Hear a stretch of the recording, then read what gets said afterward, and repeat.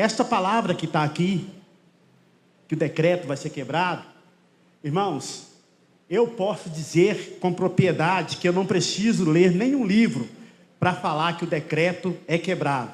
A minha vida é uma vida de decretos quebrados. Amém? Eu sou um homem de muitas marcas, de muitas cicatrizes, mas nenhuma delas me remete à amargura, à vingança, ao dissabor, à tristeza. Todas as minhas cicatrizes me remetem à gratidão, à superação, à experiência e a entender o propósito. Nós precisamos entender que existem pessoas que passam nas nossas vidas. Existem outras pessoas que paralisam as nossas vidas.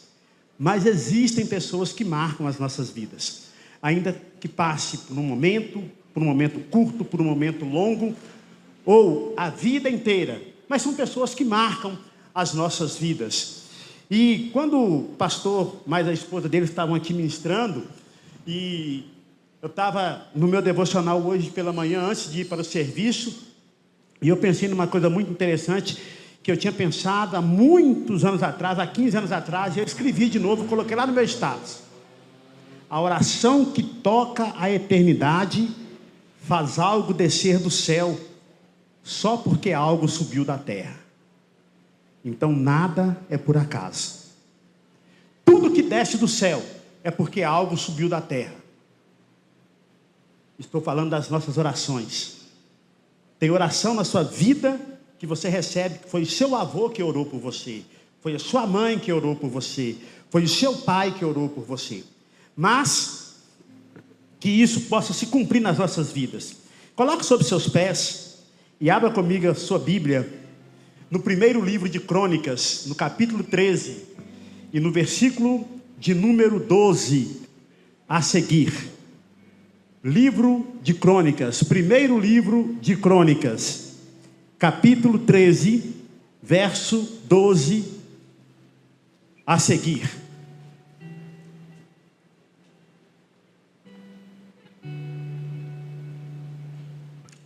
O Espírito de Deus está neste lugar. E o Espírito de Deus está nesta palavra. Jesus diz em João 6, as minhas palavras são Espírito e vida. Versículo 12 diz assim: temeu Davi a Deus naquele dia, e disse: como trarei a minha arca de Deus? Pelo que Davi não trouxe a arca para si, para a cidade de Davi, mas a fez levar à casa de Obed-edom, o geteu. Assim ficou a arca de Deus com a família de Obed-edom 3 meses em sua casa, e o Senhor abençoou a casa de Obed-edom e tudo o que ele tinha. Amém? Podemos assentar em nome de Jesus. O nome Obed significa aquele que serve, adorador. E Obed-edom, ele era levita. E ao contrário do entendimento que muitos de nós temos nos dias de hoje, que levita é aquele que toca ou aquele que canta, e na realidade não é. Levita era aquele que cuidava das coisas da casa de Deus, dos utensílios, da portaria, da limpeza, da despensa, que recolhia os dízimos. E a tribo de Levi era a única tribo que não tinha uma herança no meio dos filhos de Israel, porque a Bíblia diz que o Senhor era a herança da tribo de Levi. Obed era de Gate. E quando nós falamos de Gate, de quem nós lembramos? Golias, de Gate. Então Obed conhecia a história de que Davi matou o gigante Golias de Gate. E quando a arca foi ser trazida para Jerusalém, ela foi colocada em carros de boi, e a Bíblia diz que os bois tropeçaram, a arca ia cair, e um homem chamado Uzá, com uma boa intenção, tenta segurar a arca de Deus, e a Bíblia diz que Deus o matou na presença de todos, e Davi temeu ao Senhor. A intenção de Uzá era boa, mas o ministério não era dele. Não adianta você fazer nada na igreja ou no ministério que Deus não te vocacionou para fazer. Tem coisa que Deus não permite que você toque ou que você faça, porque Deus não é Deus do nada, Ele é Deus de propósito. A arca da aliança é uma representação da presença de Deus, e dentro da arca da aliança tinha 3 coisas que eu quero meditar com você: as tábuas da lei, a vara de Arão que havia florescido e os pães da propiciação. As tábuas da lei representam a palavra revelada que Deus havia dado a Moisés. A presença de Deus revela a palavra dele às nossas vidas. Não uma revelação de um conhecimento técnico, mas de uma revelação profunda que só pelo Espírito de Deus nós temos a compreensão. Porque a Bíblia diz que o Espírito penetra todas as coisas, até mesmo as profundezas de Deus. Então, quando nós nascemos de novo da água e do Espírito, as impressões do Espírito de Deus são impressas na nossa alma e revela a vontade de Deus pela compreensão da sua palavra. A vara de Arão que florescera representa uma autoridade, porque vara na Bíblia é disciplina e autoridade. Às vezes nós tememos os homens que estão investidos de autoridades nessa terra, mas nós esquecemos que quando Deus investe um homem ou uma mulher de autoridade, Ele faz esse homem fazer feitos que aos nossos olhos são inalcançáveis, porque Deus é Deus de pessoas improváveis, situações improváveis, circunstâncias improváveis, para mostrar que Ele é Deus. E também tinha os pães da propiciação, que no termo original é chamado do pão da presença. Quando Deus dá a Moisés as medidas do tabernáculo, os móveis do tabernáculo, Deus fala para ele de uma mesa, fala a altura da mesa, a largura da mesa, o comprimento da mesa, as vasilhas que deveriam estar em cima da mesa, e tem um detalhe, e o Senhor falou assim: e sobre a mesa estará o pão da presença. O pão da propiciação representa o próprio Cristo, revelado a nós. Jesus disse: eu sou o pão vivo que desceu do céu. Mas pastor Wellington, por que você está falando todas essas coisas? Porque tudo isso está envolvido na dinâmica da revelação desse texto.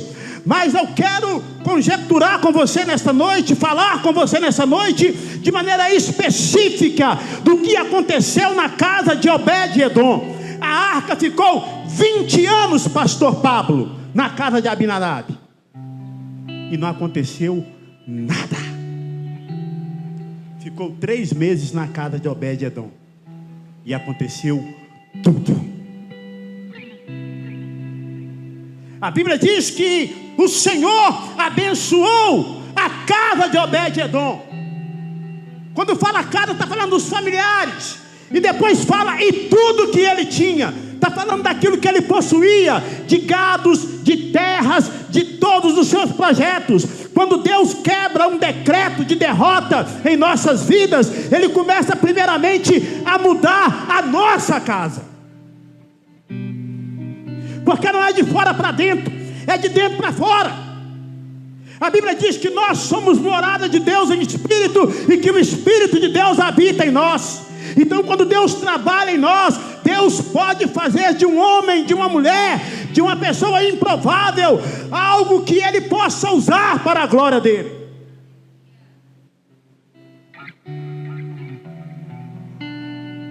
E eu posso falar com propriedade de pessoas improváveis.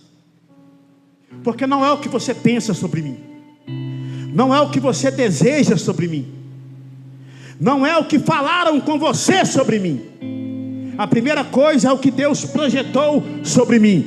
A segunda coisa é o que Ele vai fazer através de mim. E a terceira coisa é a influência que através de mim vai ser causada na vida das pessoas que convivem comigo. Quando a arca entrou na casa de Obed-edom, tudo mudou. Porque nada pode mudar se a presença de Deus não for real. Você pode estudar, você pode ganhar dinheiro, você pode fazer tudo. Se a presença de Deus não mudar, não se manifestar, você vai ser uma pessoa que corre atrás do vento. Porque não é ter, é ser. Não é mudar de país, é estar no lugar certo.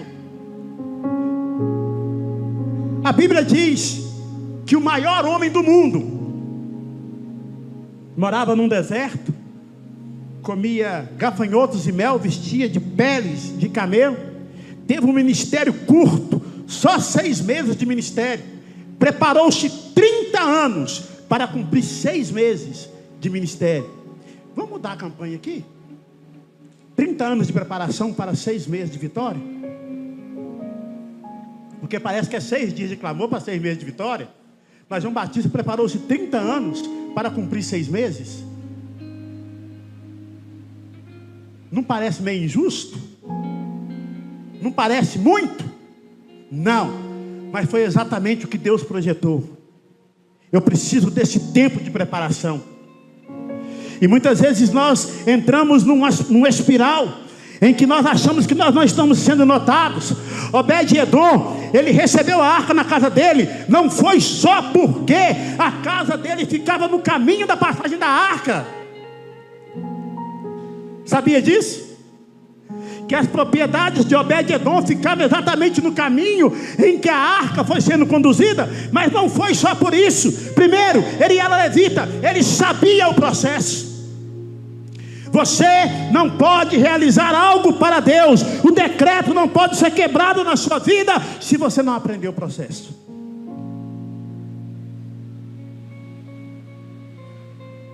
Você levaria o seu carro importado para arrumar num mecânico ruim?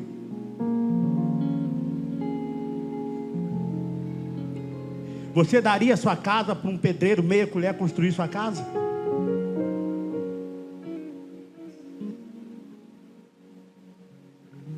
O processo é importante. E Obed-edom sabia esse processo porque ele já havia servido ao Senhor. Ele sabia qual era o processo que tinha que ter para cuidar da arca.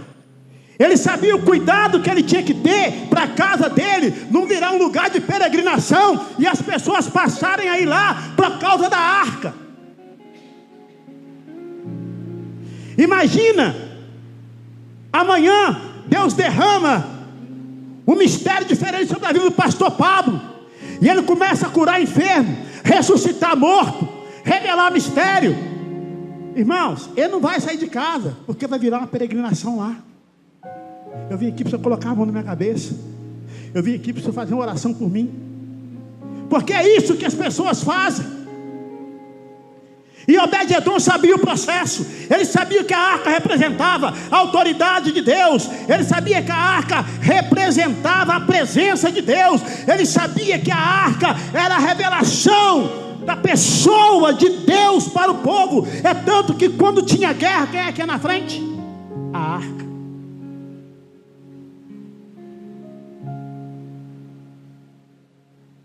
Lembra do deus Dagon?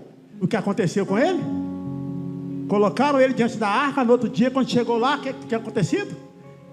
Ele havia caído diante da arca do Senhor.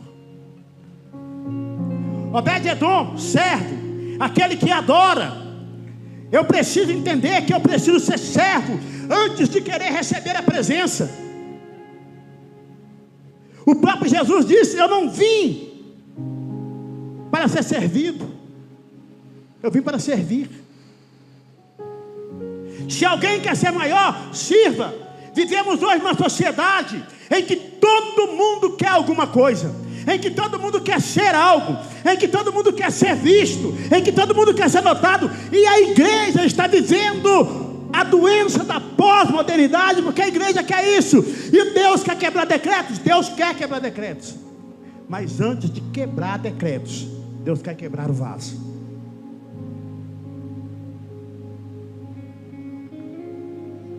Jeremias, o Senhor disse para ele: desce à casa do oleiro, e lá na casa do oleiro eu vou te falar as minhas palavras.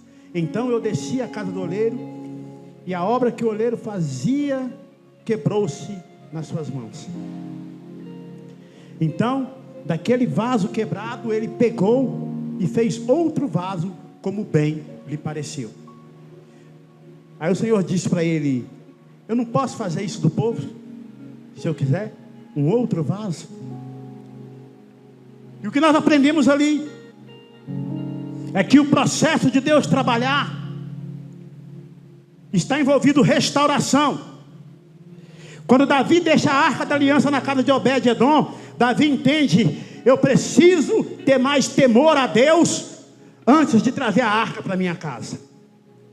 Porque a gente quer a presença de Deus na casa da gente, mas na nossa casa está cheio de coisas que ainda aplaudem o mundo. Eu quero a presença de Deus na minha casa, mas eu não largo a pornografia. Eu quero a presença de Deus na minha casa, mas eu não largo a bebida. Eu quero a presença de Deus na minha casa, mas eu não largo a prostituição. Eu quero a presença de Deus na minha casa, mas eu não dizimo. Eu quero a presença de Deus na minha casa, mas eu não sou fiel à minha liderança na igreja. Eu quero a presença de Deus na minha casa, mas eu não cumpro a vocação para o qual eu fui chamado. Eu quero a presença de Deus na minha casa, mas eu não cumpro com as regras que eu preciso cumprir para fazer parte do ministério de música. Ah, Deus quer quebrar decretos? Quer sim. A Bíblia diz que Deus tem prazer em abençoar. Ele não tem prazer em amaldiçoar. Mas Ele não pode negar o seu caráter, a sua essência.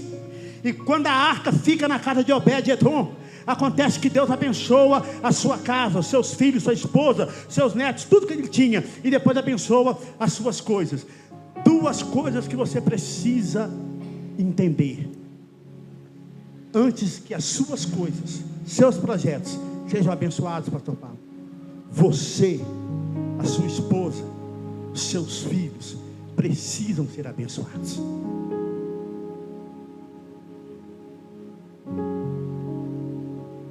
Pessoas são mais importantes do que coisas.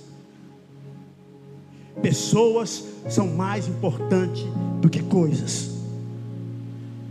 Davi poderia ter levado a arca para Jerusalém, e provavelmente Deus não mataria Davi. Os sacerdotes levantariam os bois, levariam a arca. Mas ela ficou na casa de um homem que tinha uma casa simples, à beira do caminho. Não é o local que faz a presença do Senhor valer. É a presença do Senhor que muda o local aonde ela é manifestada. Quando eu nasci, 25 de abril de 73, já tem meio século e um ano. Com 8 horas de nascida, minha mãe me deu para uma mulher alcoólatra. Depois de 3 dias, o marido dela chegou e não me quis mais. Mandou devolver. Só que não acharam mais a minha mãe. Minha mãe tinha sumido no mundo. E aí me deu para uma família que já tinha 6 filhos, 2 de criação. Eu era o terceiro de criação, no total de 9. Toda a escassez do mundo que você possa pensar. Eu sofri de epilepsia, tomei Gadernal até os 12 anos de idade. Sofri meu primeiro abuso sexual com 7 anos, pelo meu irmão mais velho de criação. E depois foram uma sucessão de abusos. Aos 9 anos eu fui para o colégio interno. Os nossos monitores eram todos detetives da Polícia Civil. Então não precisa de eu falar para você como que a gente vivia. Levantava 4 da manhã, tomava banho frio, apanhava de toalha molhada. Éramos obrigados a entregar a antiga revista Manchete, o Jornal Diário da Tarde, quem lembra? E o Estado de Minas. Não éramos chamados por nomes, éramos chamados por número. E eu lembro até hoje, meu número era 43.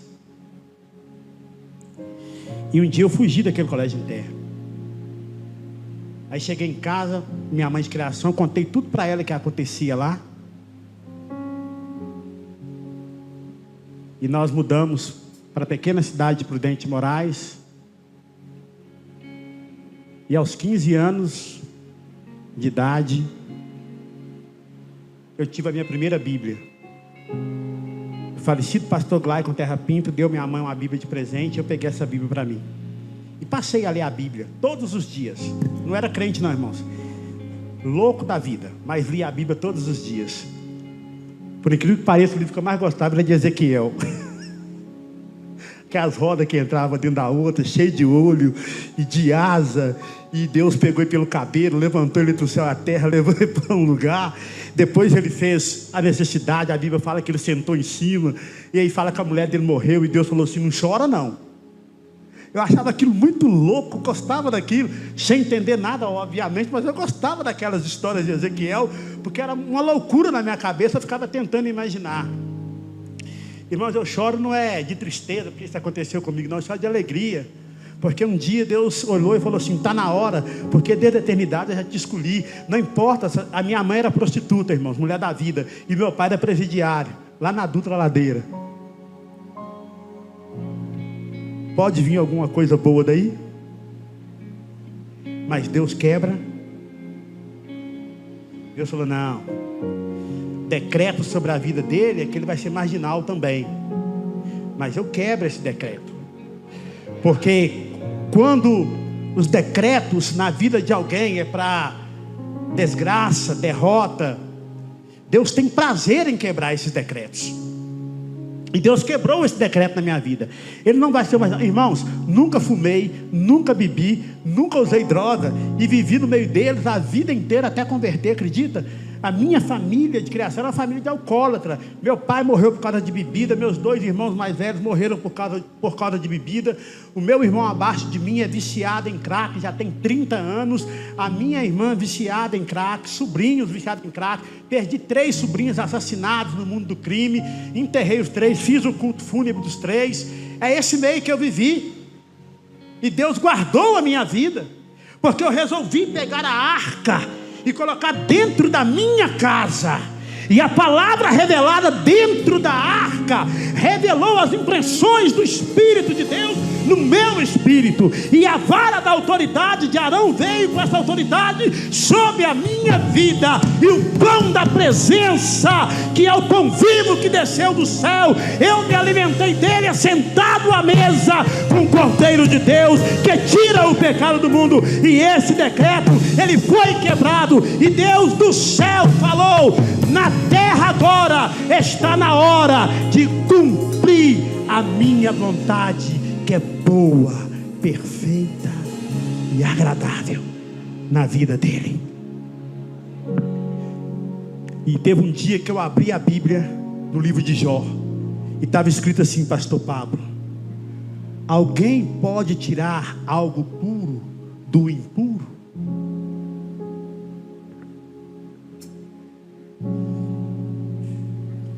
Deus pode pegar um menino como este, com todo esse histórico, e usá-lo para a glória dele.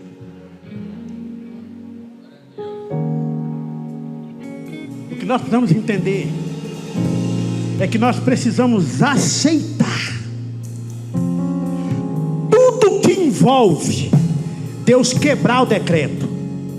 Quem aqui quer que Deus quebre um decreto ruim na vida dele? Levante a mão. Aleluia, eu também quero. Agora vai uma outra pergunta: você está disposto a assumir tudo que a quebra deste decreto exige da sua vida?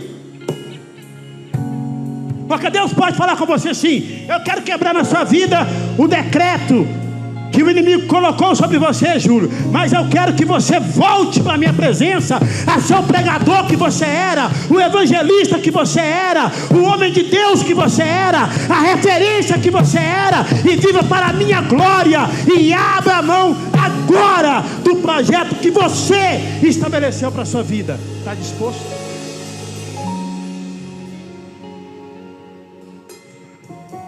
Você, moça, está disposta a receber tudo que o decreto quebrado de Deus vai trazer para a sua vida? E se ele falar assim: termina este namoro, termina este noivado, está dentro do seu projeto, mas não está dentro do meu.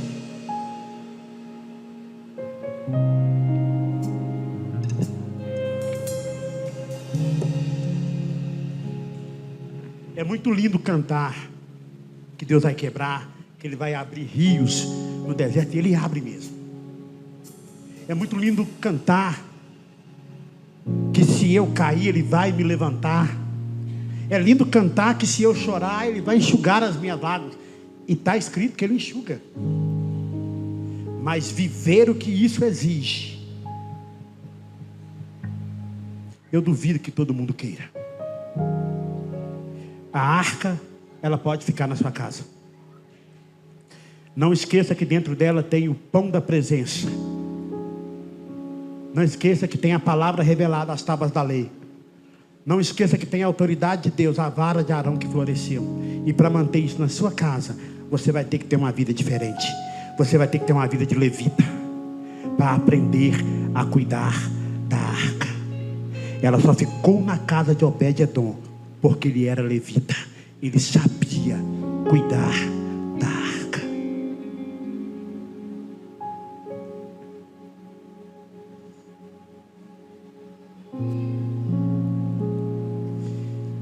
Pastor Pablo citou o paralítico do tanque de Betesda.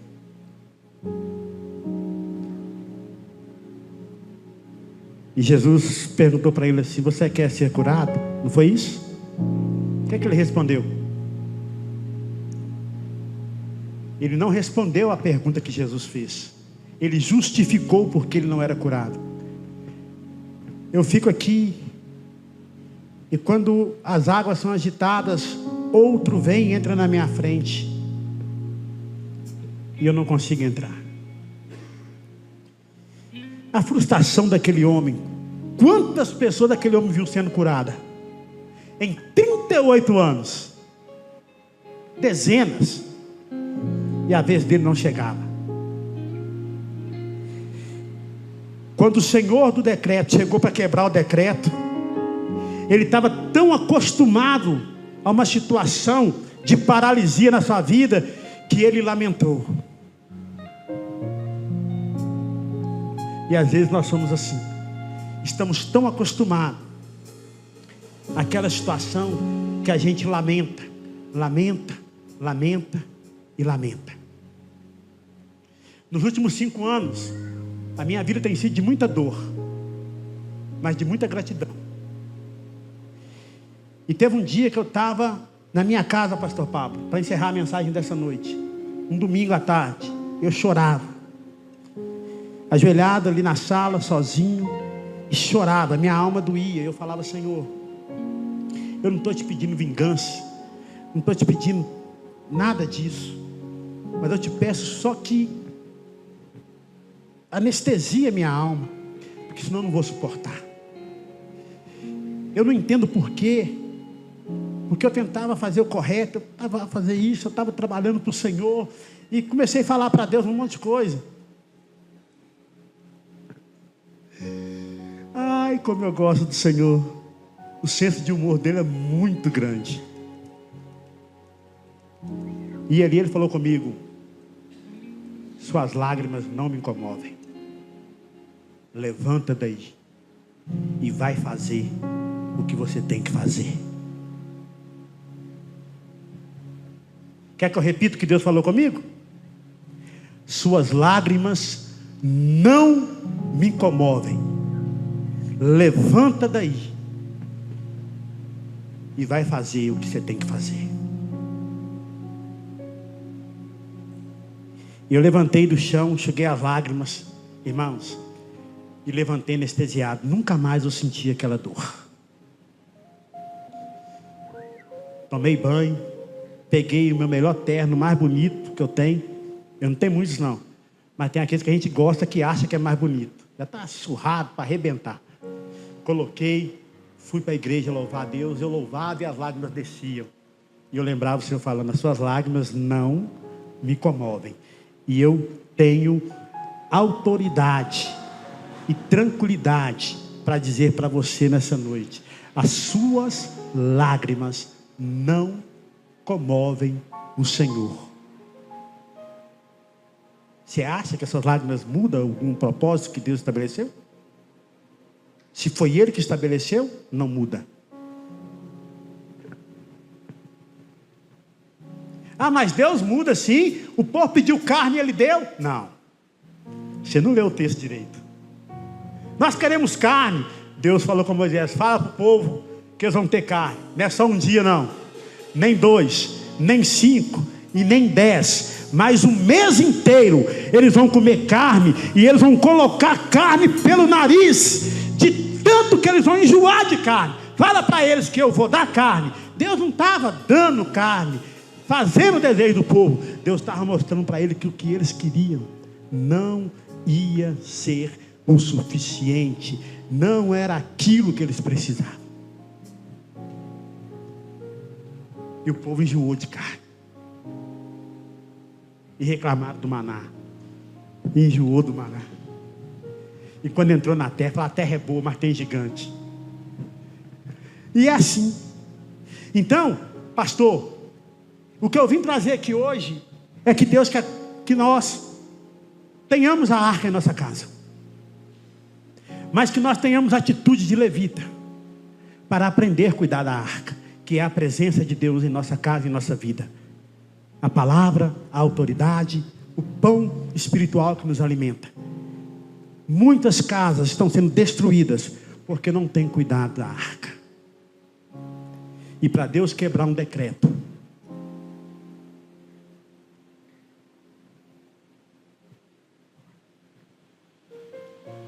é necessário que eu aceite tudo o que a quebra desse decreto vai trazer para a minha vida.